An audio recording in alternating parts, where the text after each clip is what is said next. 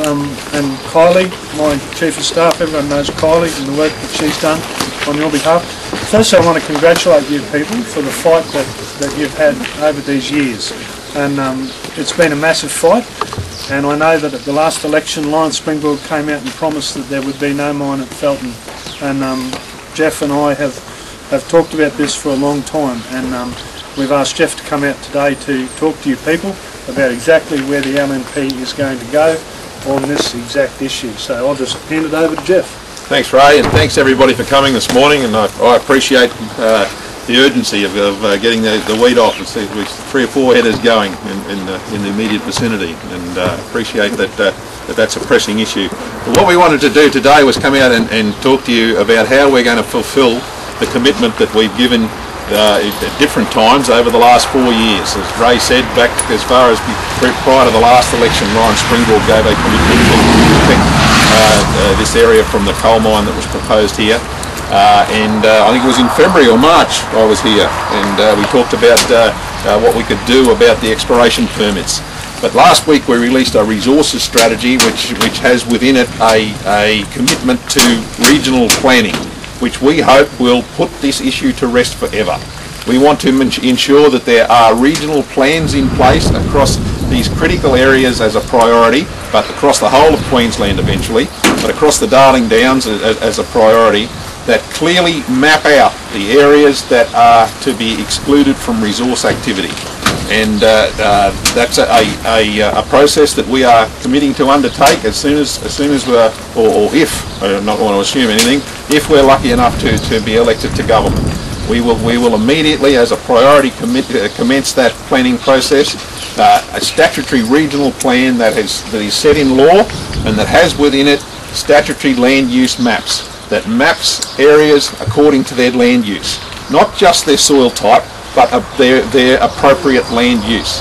Now, that will be like all planning processes, it will be a process that it will rely on community input, but the guarantee that we are giving today, as we gave to the people of Gowrie, is that we will not accept a land use, a land mapping outcome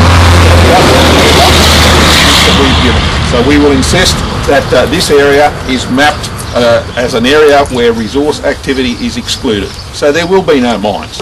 There will be no purpose for anybody to explore this area, because they will never, under that land mapping process, be allowed to develop. It is, for those of you that are familiar with town planning in urban areas, it is exactly the same process rolled out across the broader landscape. Just as people in the suburbs of Toowoomba can depend on the town plan to ensure that there's not a tannery built in their suburb or a steel mill built in their suburb, so people in these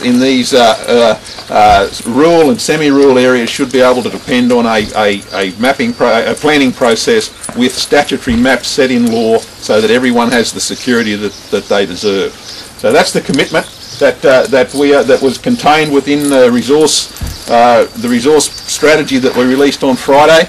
And I wanted to come out here today to talk to you people here at Felton, and the people up at Gowrie, and Ray and Lawrence Springborg and Vaughan Johnson have been up to talk to the people in central Queensland, because they are the places where the need is most urgent to get this planning process in place. It should have been done years ago, ladies and gentlemen. There is no question about that. It should have been done years ago, and we will attack it with some urgency. It will be my portfolio area. If we're elected to government, I will be the Minister for Planning, and I will drive this regional planning process to ensure that never again is there a question asked. Never again can there be the uncertainty of is this or is this not going to happen. It will be determined by the land use maps that will be statutory maps set in law. So I can talk for a long time through the detail of it. I might give you a chance to ask me questions, and that way I can address directly any questions you have. So just before we do that, I think on behalf of Friends of Felton, I think we must welcome this announcement. It's a common sense thing. Who would allow mining here? It's such a rich farming area, such environmental importance, and home to so many people. So it makes no sense at all to allow mining to go such a risk. And it's a complete mystery to all of us why Anna Bligh and Premier Anna Bligh and the Labour government has not stepped in before now to rule out mining here, and we call on the Premier to do that. Now, obviously this is a restatement of the policy the LNP had at the last election, so we have to get this into context, and of course we expected, Friends of Felton expected nothing less than a restatement of that policy, because obviously if Felton was an iconic area 3 years ago, it's still an iconic area. So, but this will put it to rest forever, so you don't have to depend on it each election. It'll statutory maps that are there forever. The one thing that we want to avoid, I hope this isn't the case, we need more details about how this statutory mapping would take place, but we don't want to be used by any political party for political purposes where protection of Felton is in some way used as justification to dig up the rest of Queensland. I hope that's not going to happen, but I have to put that on the record. We're members of the Lock the Gate Alliance. And the key principles are protection of farmland, protection of the environment, and protection of community. So I don't mean to sound ungrateful. No. The point you make is very valid, and what we tried to do with the resources strategy we released on Friday was to acknowledge the importance of the resources industry to Queensland, but to say there are areas where the resources industry should operate, and there are areas where it shouldn't. And everyone should know where those areas are.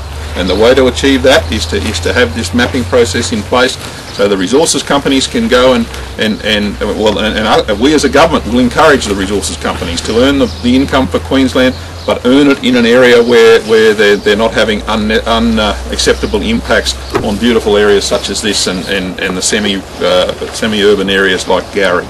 So that's the resources strategy. That's the broader strategy. I've just talked today about the land use mapping part of it, because that's the important part, I think, for you people here at Felton. But then even more importantly, no one else can come along and explore. Nobody else can come along and take over the exploration, because it will be excluded. The question is just there's only one way this can happen, and that's to get us elected. That's what this is about. If a minor party gets in, or an independent, or it's a vote for Labor, and you will get your mine. Well, that's something I wanted. I was in Brisbane a couple of weeks ago, in the Mount Cootha electorate, right? Barden, Milton, Rainworth. I get up on Sunday morning, and in the letterbox is this pamphlet. Oh, from the Greens. And all it was about was their policy to stop the gas and the coal mining on farmland. I thought it was magnificent, but you're saying a vote for the Greens or independents will go to Labor. So why doesn't the National Liberal Party do the same sort of thing in the city? I thought it was great when I got